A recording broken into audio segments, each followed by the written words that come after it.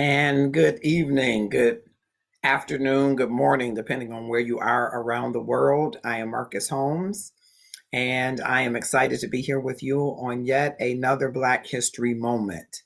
I am thankful for those of you that are on the Facebook platform.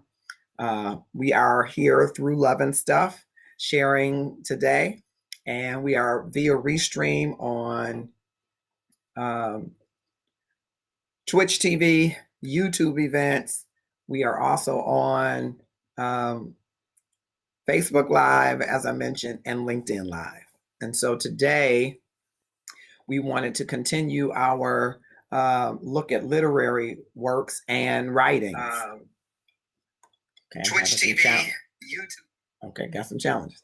Okay, so we are going to continue that. Today is the last day of our look at writings from the African American experience.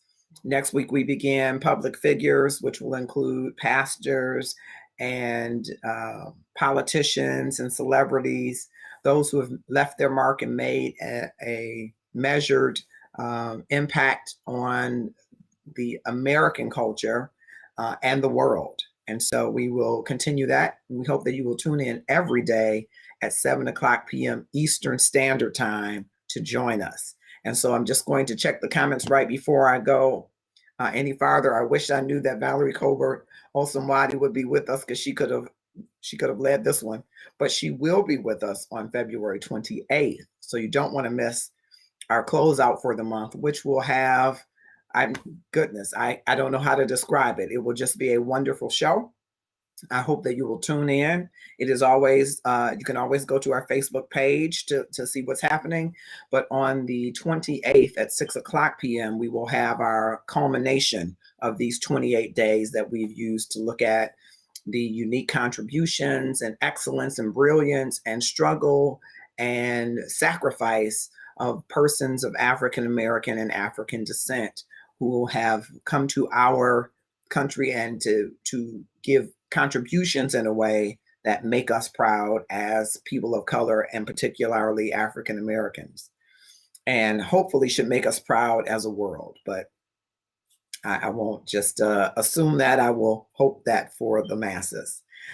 And you don't want to miss it. There will be oration, there will be dramatization, there will be music, there will be maybe some dance. So you have to come. And tomorrow at 4:00 p.m. Eastern Standard Time, please join us on the Love and Stuff page. It is a Love and Stuff exclusive on Facebook only. So you have to purchase your ticket. It's only $4.99. $4.99. You purchase your ticket and you have access to the event, and you can go back and watch it over and over again, but you only get unique access just for you.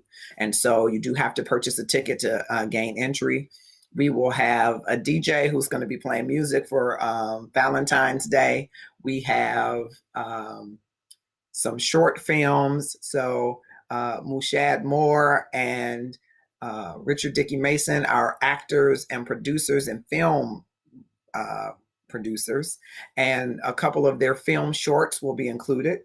And we definitely hope that you will join us then. All right. So I see that we've got some people across platforms, and don't go away. All right, we're going to go. So we might play a little commercial of that. So we'll see if that works out for us. But I wanted to share with you, we did an entire show. Our entire presentation last month was on Martin Luther King Jr. And so now we're doubling back to some of his writings. And his writings are a whole volume of writings. So some of these we're going to take excerpts of, and some of them in their entirety, not as many. And hopefully they will prompt you to learn more. There's a lot to learn about the drum major for justice, but there's a lot to be said about his writings. And you've heard of them. I Have a Dream, The Letter from the Birmingham Jail, and many others. We will share a few excerpts from those writings today, is what we will do. And you can go on Amazon and just about on any other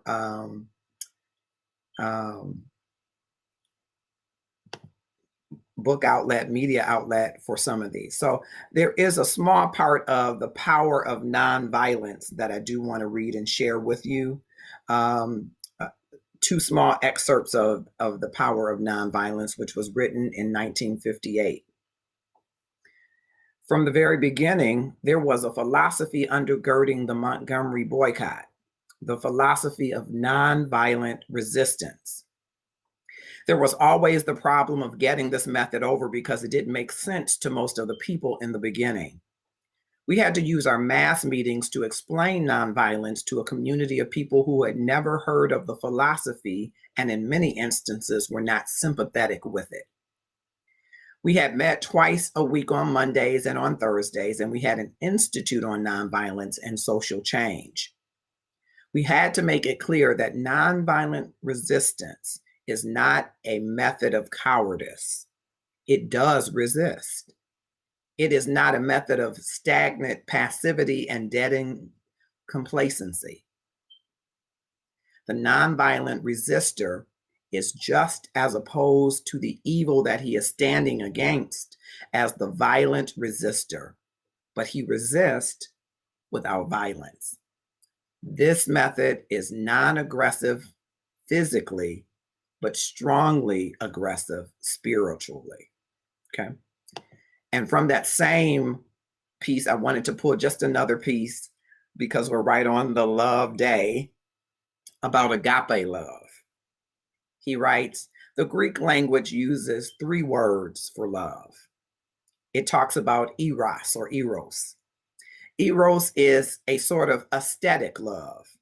It has come to us to be a sort of romantic love, and it stands with all of its beauty. But when we speak of loving those who oppose us, we're not talking about eros. The Greek language talks about philia, and this is sort of a reciprocal love between personal friends. This is vital. It's a vital, valuable love. But when we talk of loving those who oppose you and those who seek to defeat you, we are not talking about eros or philia. The Greek language comes out with another word, and it is agape. Agape is understanding, creative, redemptive goodwill for all men. Biblical theologians would say it is the love of God working in the minds of men. Agape, it is an overflowing love which seeks nothing in return. And when you come to love on this level, you begin to love men not because they are likable, not because they do things that attract us, but because God loves them.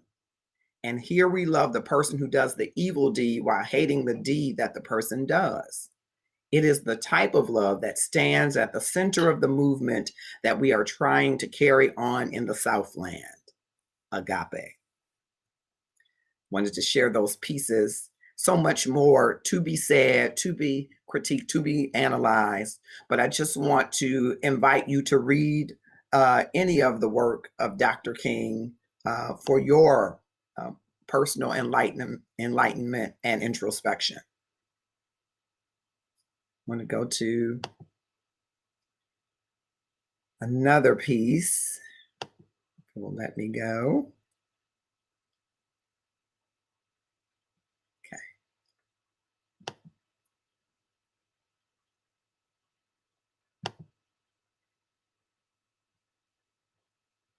This is from The Pilgrimage to Nonviolence that was written in 1960. And again, I'm going to read an excerpt. 10 years ago, I was just entering my senior year in theological seminary.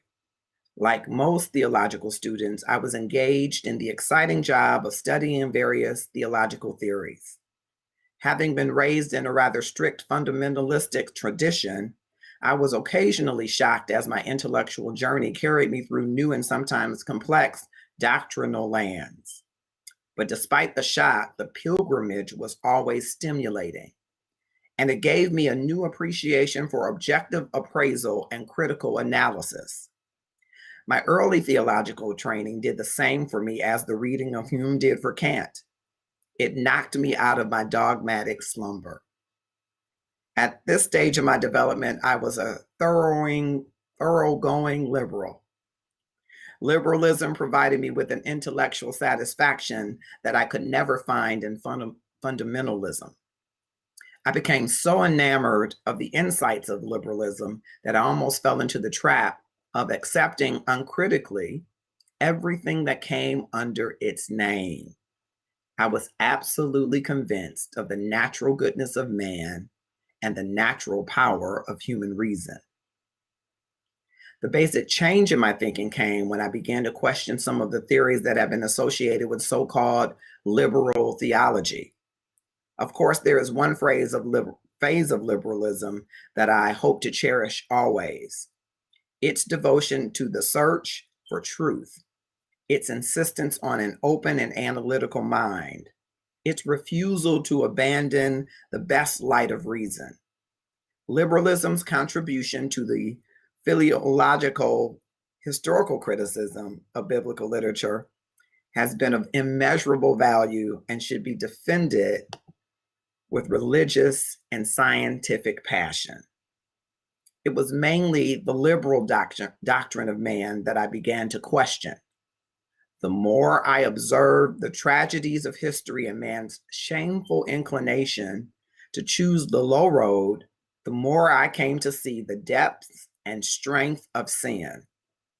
My reading of the works of Reinhold Niebuhr made me aware of the complexity of human motives and the reality of sin on every level of man's existence.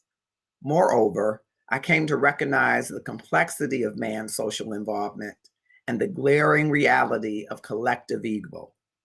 I came to feel that liberalism had been all too sentimental concerning human nature and that it leaned toward a false idealism. So I want to encourage you again to explore some of these writings. I, again, am taking excerpts from some of the speeches, which are lengthy, but I wanted to give you a piece of them, hopefully to whet your appetite if you haven't read through them for your own introspection. Of that same piece, I do not want to give the impression that nonviolence will work miracles overnight. Men are not easily moved from their mental ruts or purged of their prejudiced and irrational feelings. When the underprivileged demand freedom, the privileged first react with bitterness and resistance.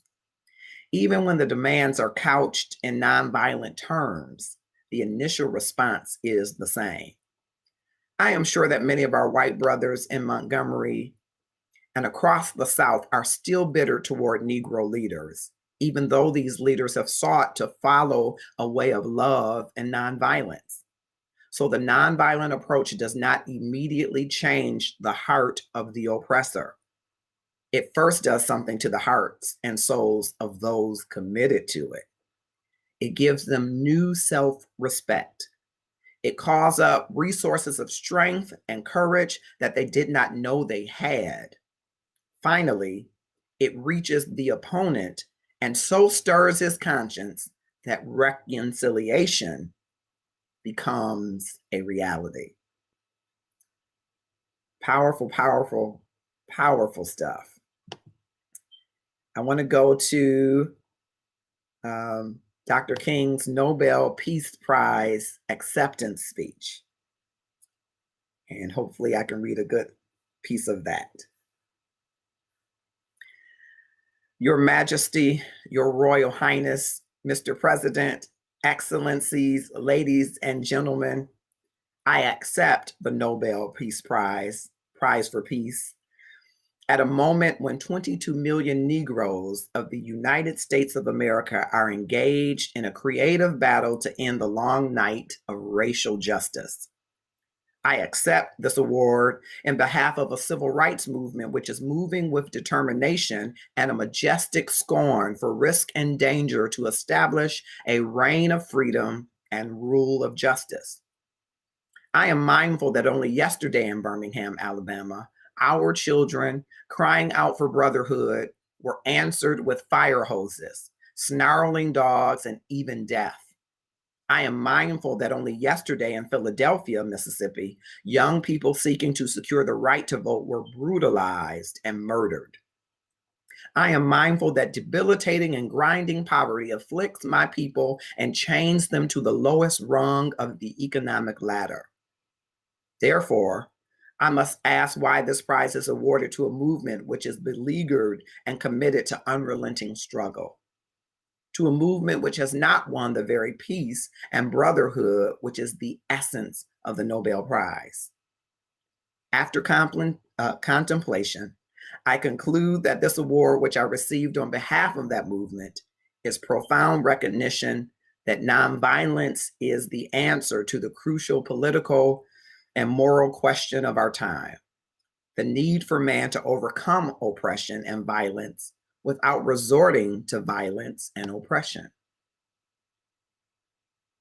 Civilization and violence are antithetical concepts. Negroes of the United States, following the people of India, have demonstrated that nonviolence is not servile passivity, but a powerful moral force which makes for social transformation. Sooner or later, all people of the world will have to discover a way to live together in peace and thereby transform this pending cosmic elegy into a creative psalm of brotherhood. If this is to be achieved, man must evolve for all human conflict a method which rejects revenge, aggression, and retaliation. The foundation of such a method is love. From the depths of my heart, I am aware that this prize is much more than an honor to me personally. Every time I take a flight, I am always mindful of the many people who made a successful journey possible, the known pilots and the unknown ground crew. So you honor the dedicated pilots of our struggle who have sat at the controls as the freedom movement soared into orbit. You honor once again Chief Albert Luthuli of South Africa, whose struggles with and for his people are still met with the most brutal expression of man's inhumanity to man. You honor the ground crew without those labor and sacrifices. The jet flights to freedom could never have left the earth. Most of these people will never make the headlines, and their names will not appear in Who's Who. Yet the years have rolled past, and when the blazing light of truth is focused on this marvelous age in which we live, men and women will know and children will be taught that we have a finer land, a better people, a more noble civilization, because these humble children of God were willing to suffer for righteousness' sake. That is an excerpt of the Nobel Peace Prize.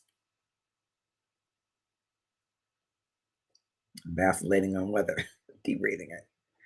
It is, some of these are lengthy pieces, but they're great pieces, and I hope that you will read them. I really do. But just in our moment, our brief moment together, I wanted to give you excerpts of some of these pieces. I want to go to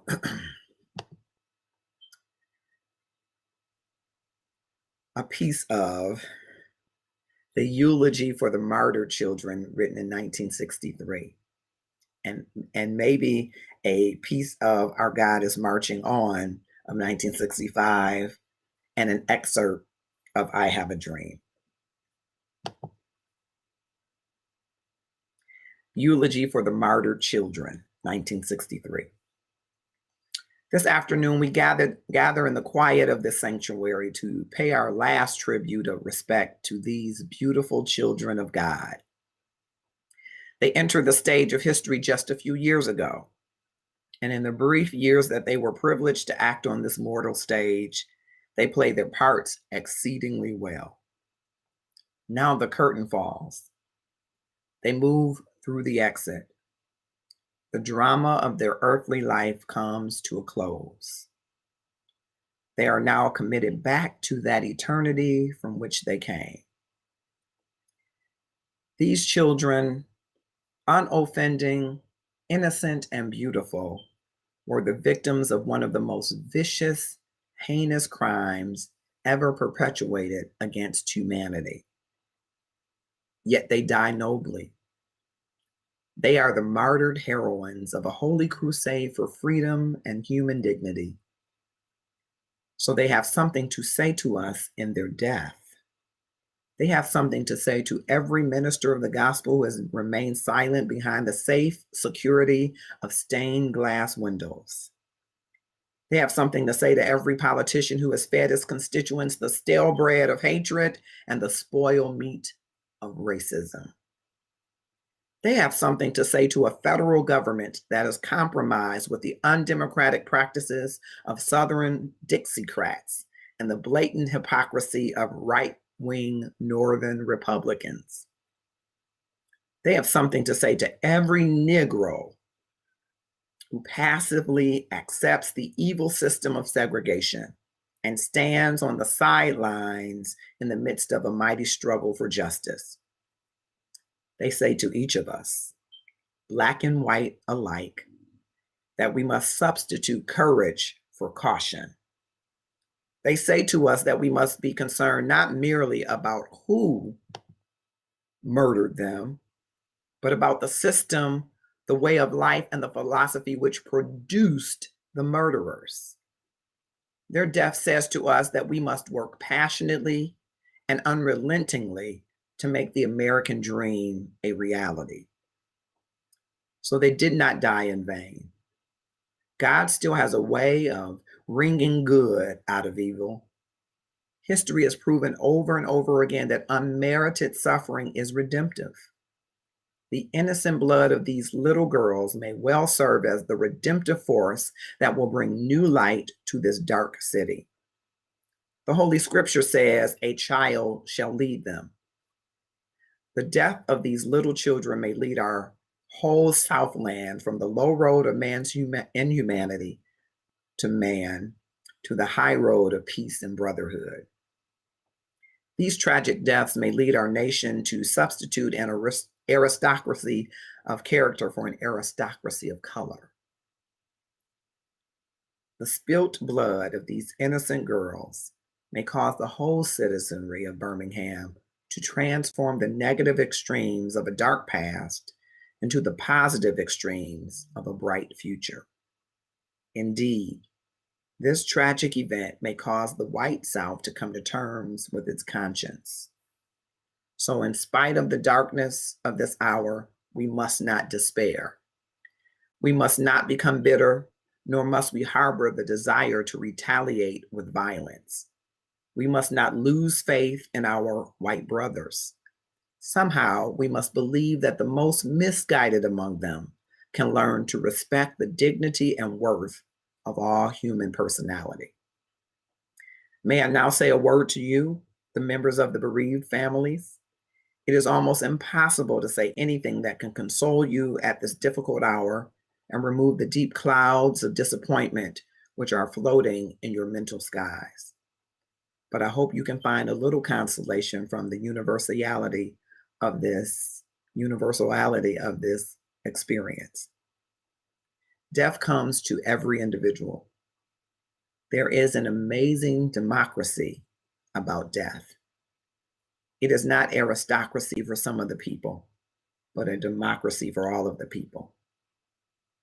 Kings die and beggars die. Rich men die and poor men die. Old people die and young people die. Death comes to the innocent and it comes to the guilty. Death is the irreducible common denominator of all men. I hope you can find some consolation from Christianity's affirmation that death is not the end. Death is not a period that ends the great sentence of life, but a comma that punctuates it to more lofty significance. Death is not a blind alley that leads the human race into a state of nothingness, but an open door which leads men into eternal life. Let this daring faith, this great invincible surmise, be your sustaining power during these trying days. At times, life is hard as crucible steel. It has its bleak and painful moments. Like the ever-flowing waters of a river, life has its moments of drought and its moments of flood. Like the ever-changing cycle of the seasons, life has the soothing warmth of the summers and the piercing chill of its winters. But through it all, God walks with us. Never forget that God is able to lift you from fatigue of despair to the buoyancy of hope and transform dark and desolate valleys into sunlit paths of inner peace. Your children did not live long, but they lived well.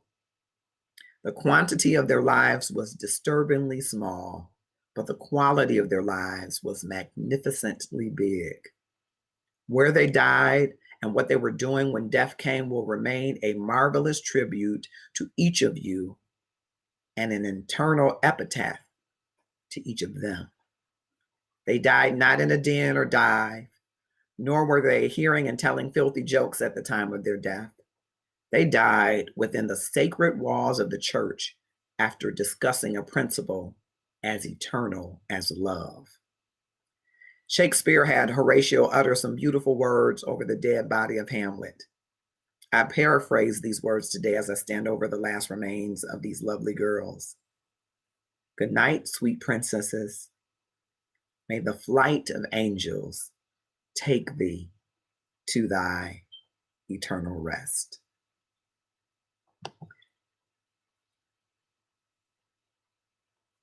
An excerpt from Our God is Marching On.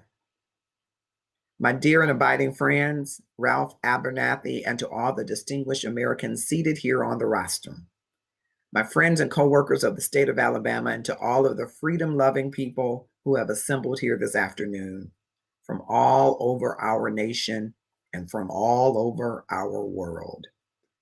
Last Sunday, more than 8,000 of us started on a mighty walk from Selma, Alabama.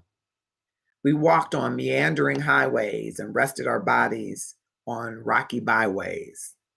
Some of our faces are burned from the outpourings of the sweltering sun.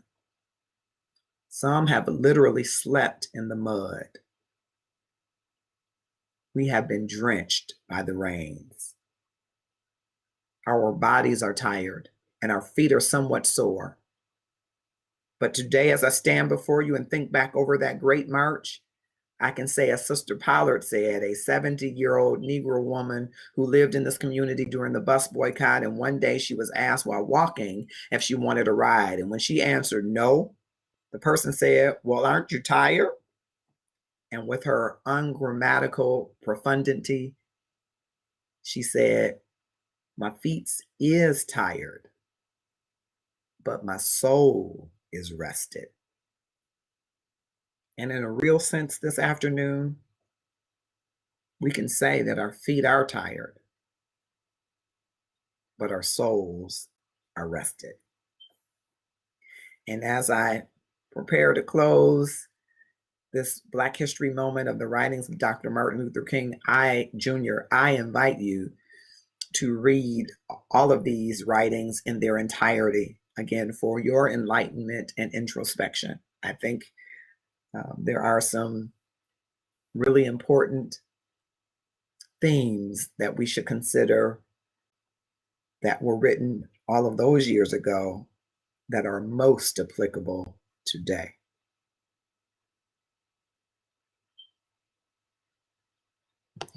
We will close with an excerpt from the I Have a Dream speech. We closed last time with the end of the I Have a Dream speech, so we will close with an excerpt from that speech.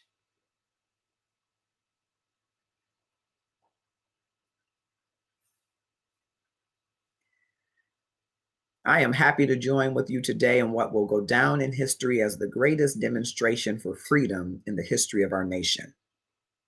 50 years ago, a great American, in whose symbolic shadow we stand today, signed the Emancipation Proclamation.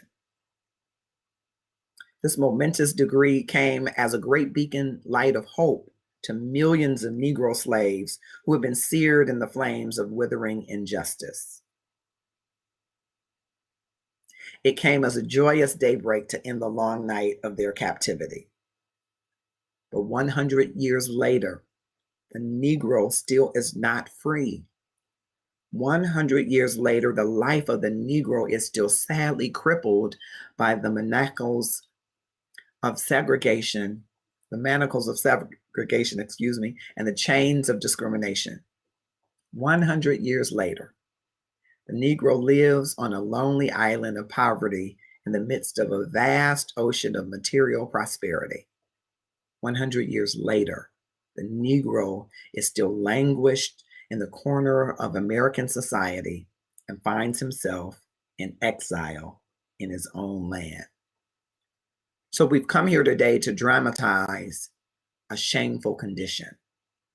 In a sense, we've come to our nation's capital to cash a check. When the architects of our republic wrote the magnificent words of the Constitution and the Declaration of Independence, they were signing a promissory note to which every American must fall to heir. This note was the promise that all men, yes, Black men as well as white men, will be guaranteed the unalienable right of life, liberty, and the pursuit of happiness. It is obvious today that America has defaulted on this promissory note, and so far as her citizens of color are concerned. Instead of honoring this sacred obligation, America has given the Negro people a bad check. A check which has come back marked insufficient funds. We refuse to believe that there are insufficient funds in the great vaults of opportunity of this nation. And so we've come to cash this check. A check that will give us, upon demand, the riches of freedom and the security of justice. We have also come to this hallowed spot to remind America of the fierce urgency of now. This is no time to engage in the luxury of cooling off or taking the tranquilizing drug of gradualism. Now is the time to make real the promises of democracy. Now is the time to rise from the dark and desolate valley of segregation to the sunlit path of racial justice. Now is the time to lift our nation from the quicksands of racial injustice to the solid rock of brotherhood.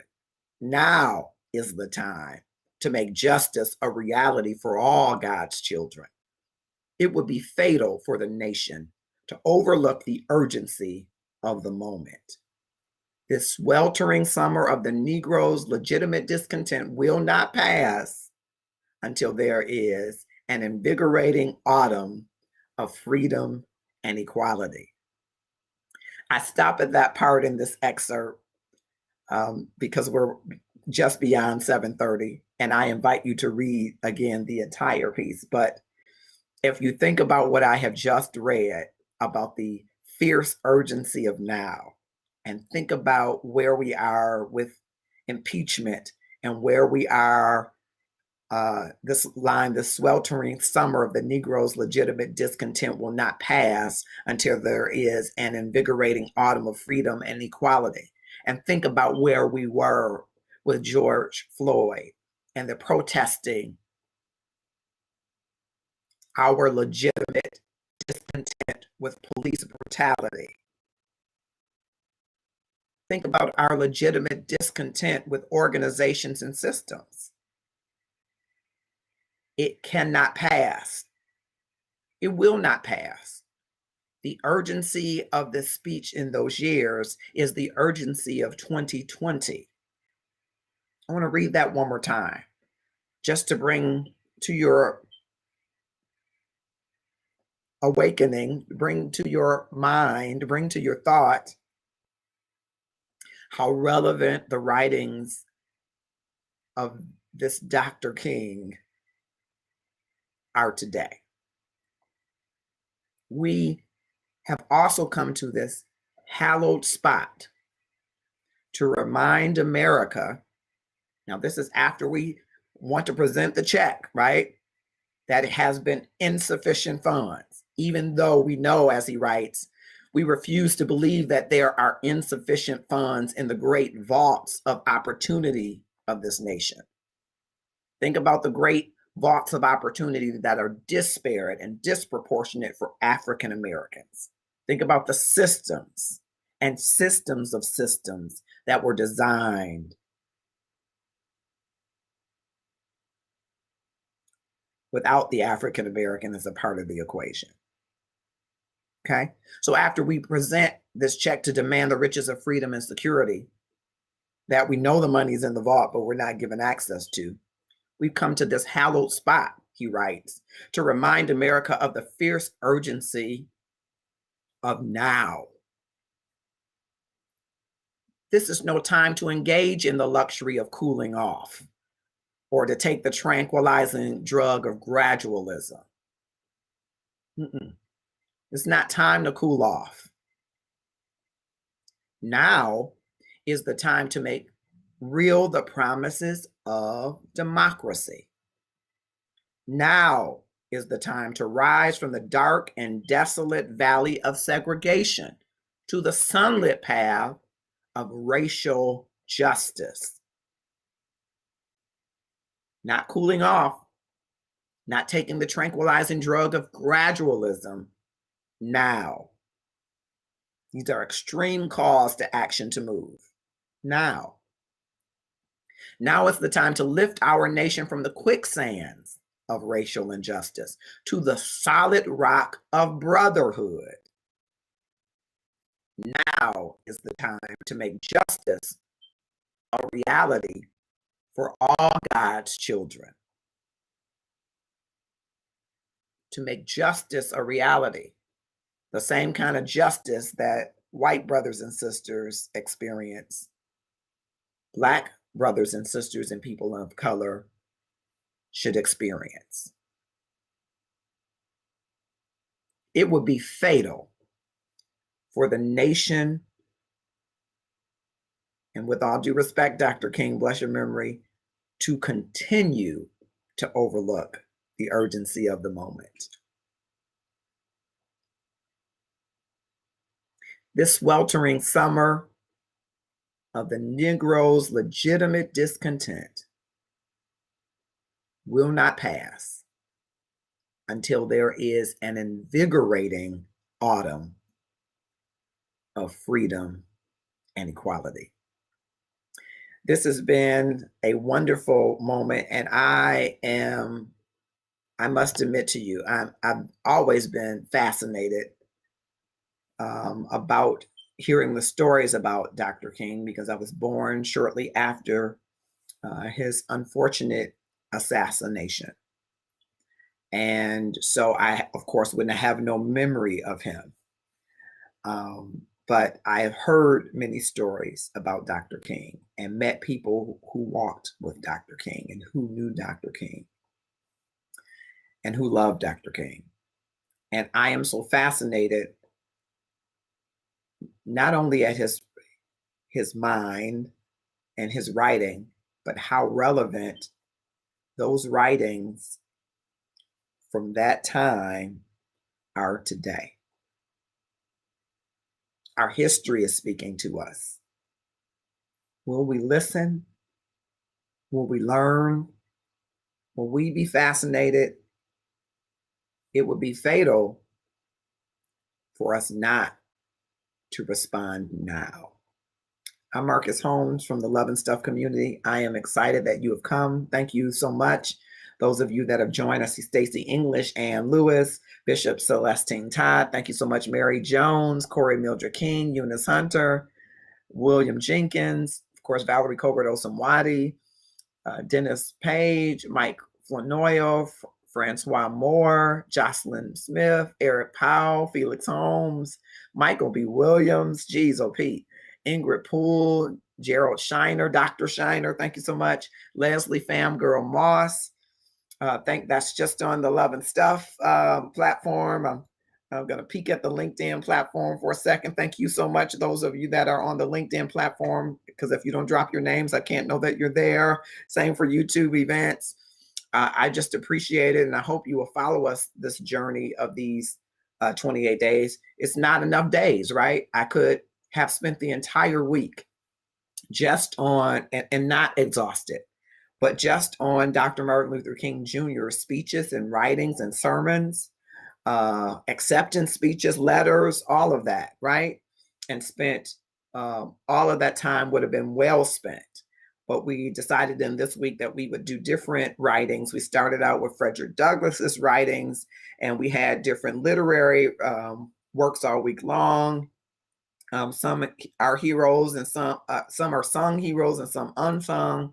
And we thought it would be fitting to close with some of Dr. King's writings. And so if you're enjoying this daily Black History moment, click share and tag someone to view it and maybe learn, or reflect on something that they've already learned, if they've already well acquainted with all of the works of Dr. King.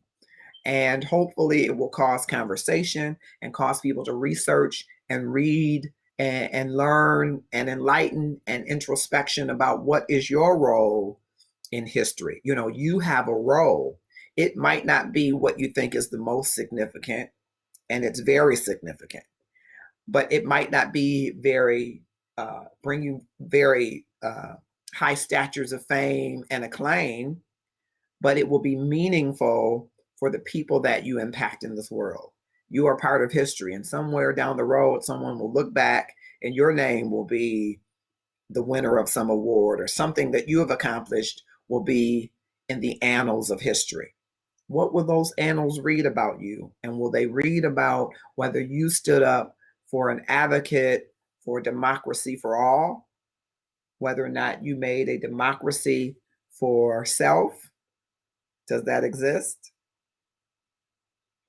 But we seem to be in a selfie world. And I'm wondering if our history is telling us that we should get back to agape love and filial love, filiae, some will say, so that we have a love as God intended and a love for our brother and fellow man. I hope you will join us tomorrow. I'm going to attempt to close with the video announcement for tomorrow. We have a wonderful time planned for you. We have a cameo appearance by Rashid Floyd, who is one of the stars of season 3, Ready to Love. He's going to be with us on Valentine's Day. So we'll have some fun. We have some prizes. We have some brand new Love and Stuff merch that will be debuting tomorrow. You can win it first. There will be a cash prize. There will be a DJ. So we want to bring some of you on screen to show some of your moves and have some good time. And we have some film shorts, small films, short films, I better say, by Richard Dickey Mason, who's our brand ambassador for Love and Stuff. He is also an actor and I want to say film writer, but that's probably not the right word. And Shad Moore. So they've consented to play some of their shorts for us, video film shorts. I hope I said that like I was really in theater. And I think it's going to be a wonderful, about an hour and 20 minutes. It's $4.99. We know that we're in a pandemic, but we want part of the proceeds are going to these artists, and we want, their films aren't yet on the big screen. So this is one way to screen some of their work and get it to a larger audience.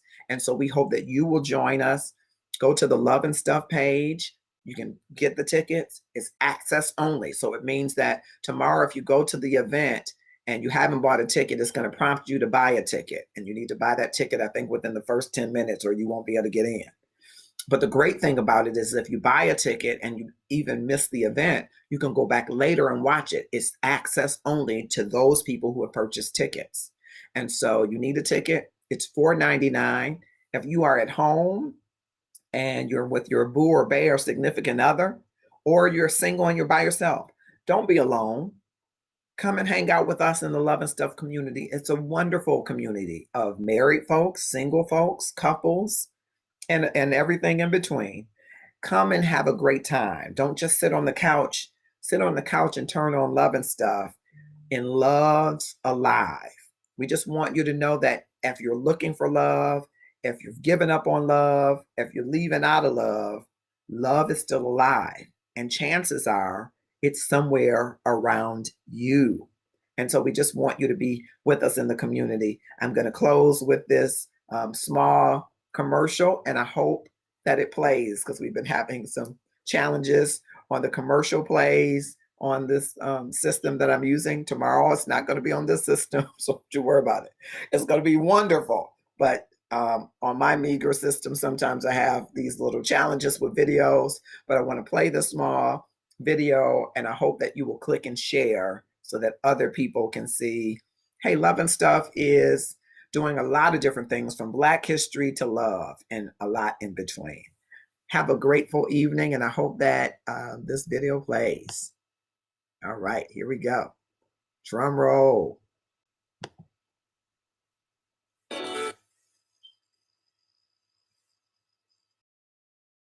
We all need to be safe. So what are you doing for Valentine's Day that is both safe and affordable?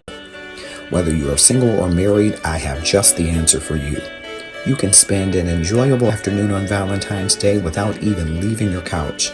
Love's Alive is an exclusive online Facebook event with film, music, prizes, and more, featuring DJ Bass.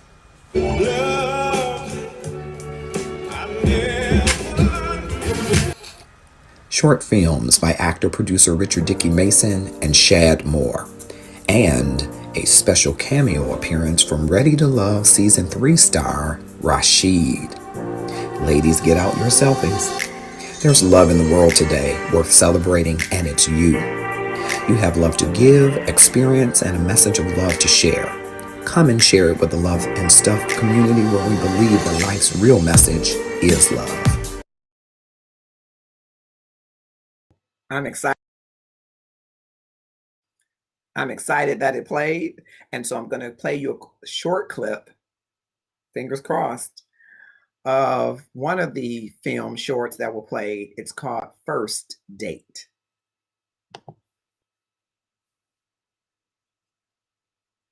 No, girl, that's what I'm trying to figure out. Oh my God.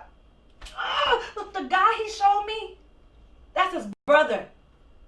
Look, that's him. In the background, all the pictures.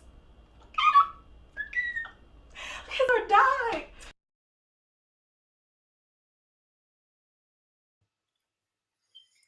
First date. You don't want to miss it, and you don't want to miss a great evening. Have a grateful evening.